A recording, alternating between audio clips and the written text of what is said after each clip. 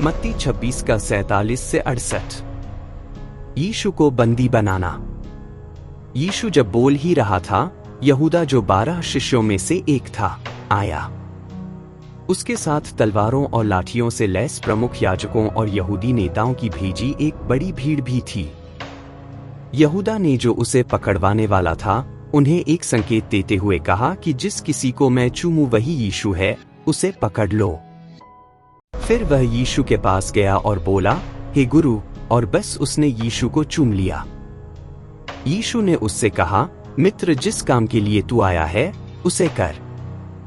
फिर भीड़ के लोगों ने पास जाकर यीशु को दबोचकर बंदी बना लिया। फिर जो लोग यीशु के साथ थे, उनमें से एक ने तलवार खींच ली और वार करके महायाजक के दास का कान उड़ा दिया। तब यीशु ने उससे कहा, अपनी तलवार को म्यान में रखो। जो तलवार चलाते हैं वे तलवार से ही मारे जाएंगे।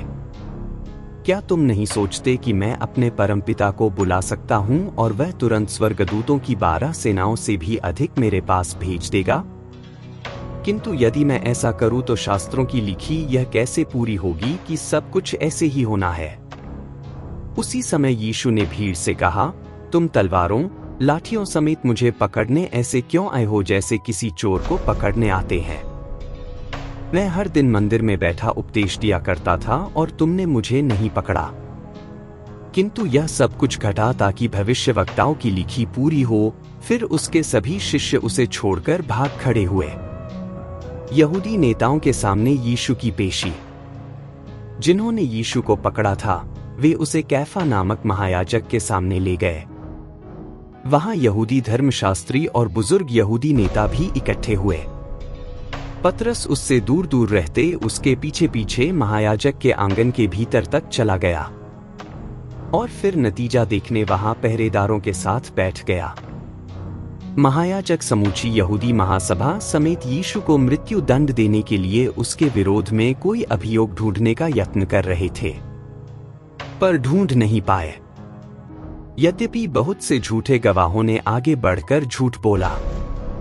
अंत में 2 व्यक्ति आगे आए और बोले, इसने कहा था कि मैं परमेश्वर के मंदिर को नष्ट कर सकता हूं और 3 दिन में उसे फिर बना सकता हूं। फिर महायाजक ने खड़े होकर यीशु से पूछा, क्या उत्तर में तुझे कुछ नहीं कहना कि वे लोग तेरे विरोध में यह क्या गवाही दे रहे हैं? किंतु यीशु चुप रहा।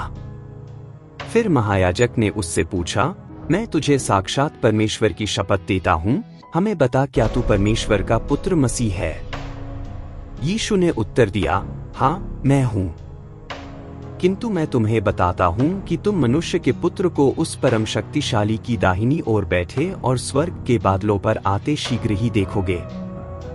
महायाजक यह सुनकर इतना क्रोधित हुआ कि वह अपने कपड़े फाड़ते हुए बोला, इसने जो बातें कही हैं वे परमेश्वर की निंदा में जाती हैं।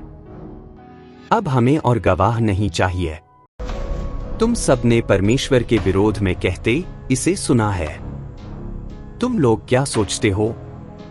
उत्तर में वे बोले, यह अपराधी है, इसे मर जाना चाहिए। फिर उन्होंने उसके मुंह पर थूका और उसे घूंसे मारे।